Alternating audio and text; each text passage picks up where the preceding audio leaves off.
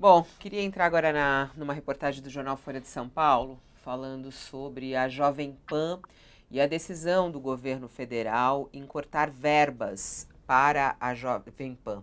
Né? O ministro Paulo Pimenta informou, né, ele é o ministro da Secretaria de Comunicação Social da Presidência da República, o ministro Paulo Pimenta, que é do PT, ele afirmou que cortou verba publicitária da Rádio Jovem Pan em razão, segundo ele, de fake news disseminadas pela emissora. Paulo Pimenta diz que seguiu os entendimentos do Tribunal de Contas da União, ainda que não haja decisão que cite especificamente a emissora.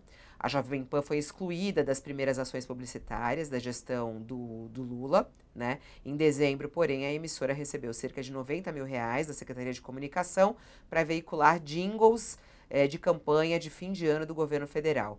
E o veículo se tornou alvo do Ministério Público Federal por abrigar ali comentaristas que defenderam teses golpistas sobre as urnas eletrônicas. Então, houve ali algumas ações e investigações. Em novembro, inclusive, de 2022, a Jovem Pan ainda perdeu a monetização de seus vídeos no YouTube por repetidas violações das políticas contra a desinformação em eleições, o que só foi revertido recentemente. Segundo Paulo Pimenta, ao jornal Folha de São Paulo, abre aspas, não foi por uma decisão política. Existe uma recomendação do Tribunal de Contas da União a partir de um encaminhamento sobre veículos que propagam fake news. Portanto, nós simplesmente seguimos a orientação e a regra dessa recomendação de evitar a vinculação de conteúdo, fecha aspas, foi o que disse Paulo Pimenta.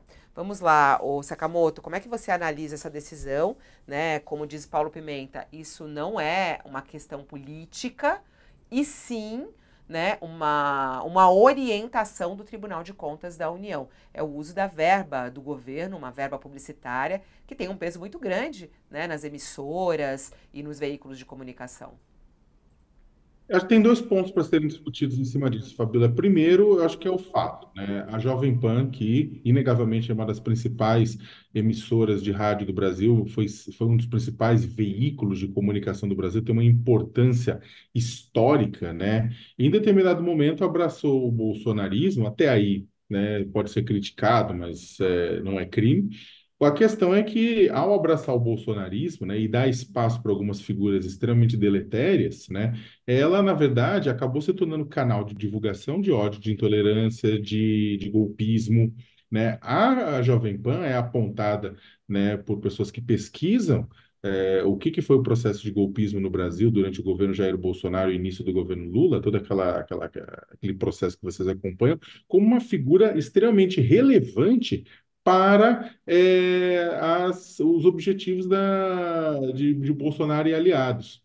Então, o que acontece? Acho que é importante, porque eu não estou falando do jornalismo da Jovem Pan especificamente, dos profissionais competentes do jornalismo que trabalham lá, né, de comentaristas, né, tivemos várias pessoas, tipo, pessoas importantes, né, para o jornalismo brasileiro também que tiveram lá, não estamos falando disso, estamos falando do pessoal do comportamento da Jovem Pan de abrir exatamente espaço para determinadas figuras que propagaram, utilizaram a Jovem Pan como uma caixa de ressonância, né, como um alto-falante, melhor dizendo, para a distribuição de conteúdo eminentemente golpista. E aí, o que que acontece, né, que há uma discussão grande, inclusive uma ação do Ministério Público Federal contra a Jovem Pan, né, por conta disso, há uma ação em curso.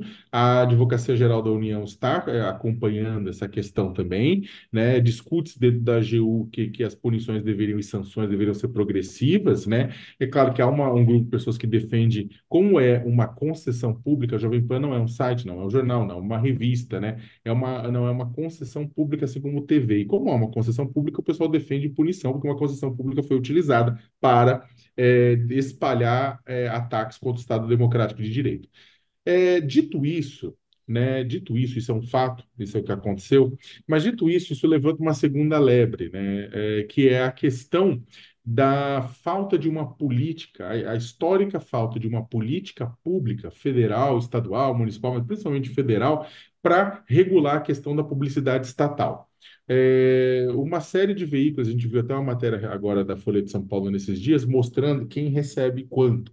O Grupo Globo recebe muito mais, o Jornal Nacional como principal produto jornalístico que mais recebe, seguido pelo Fantástico, Record News também recebe, Record News, TV Record também recebe bastante, e aí vai decrescendo, decrescendo, né? O Grupo UOL, para ser transparente, também recebe verbas publicitárias, nesse sentido, do governo federal, a Folha, Estado, uma série de outros grupos receberam e recebem verba publicitária do governo. Né? Então, o que acontece? Só que aí o negócio vai decrescendo, né?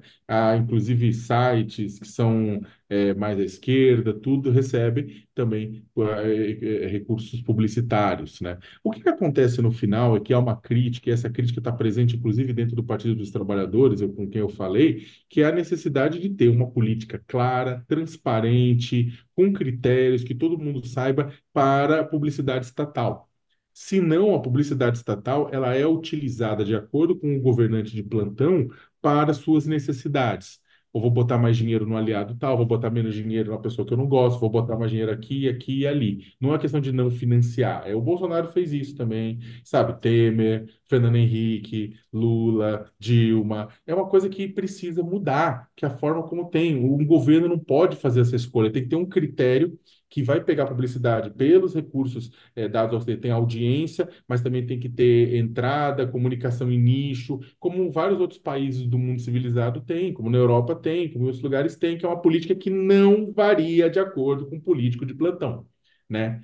Então, essa política, uma vez desenvolvida, pode estar, inclusive, em critérios democráticos, critério técnico. O governo não vai botar dinheiro em quem está defendendo o que está sendo usado de uma forma não pontual, como uma opinião pontual, mas de uma forma estrutural, para golpe de Estado. Mas precisamos de uma política nesse sentido. Temos? Não, não temos. Não temos uma política de comunicação nesse sentido. E isso, na verdade, é ruim para a independência jornalística, é ruim para a democracia como um todo, né? E eu acho que o caso da Jovem Pan é um caso que acaba lembrando disso. Nós ainda distribuímos verba publicitária de forma muito discricionária. Se o Paulo Pimenta estivesse aqui agora, provavelmente o Paulo ia falar: Sakamoto, discordo, temos regras. Tá, mas essas regras foram debatidas, foram discutidas com a sociedade, foram aprovadas pelo Congresso e são imexíveis, de acordo, independentemente do governo de plantão? Não. Interessante, muito bom. O Sakamoto falou aí sobre a transparência, né? Aliás, o jornal Folha de São Paulo traz uma ampla reportagem hoje falando sobre essa transparência e a distribuição das verbas do governo, e aí até fazendo uma comparação do governo Bolsonaro com o governo Lula, né? E como que essas verbas publicitárias do governo federal, elas são distribuídas entre os veículos. A gente tem aí nessa coluna o governo Bolsonaro por 4 anos, né? E a emissora que mais recebeu foi a Record, 199 milhões e 600 mil reais. E o governo Lula, no primeiro ano do governo Lula, a Globo foi a que mais recebeu, 118 milhões e 400 mil reais. E aí, nesse ponto, né, a gente vê a Jovem Pan, o governo Bolsonaro, que recebeu 18 milhões e 800 mil reais, por exemplo, nessa lista. E agora, essa informação, que também está no jornal Folha de São Paulo de hoje, o governo Lula afirmando que cortou a verba da Jovem Pan justamente por uma indicação do Tribunal de Contas da União.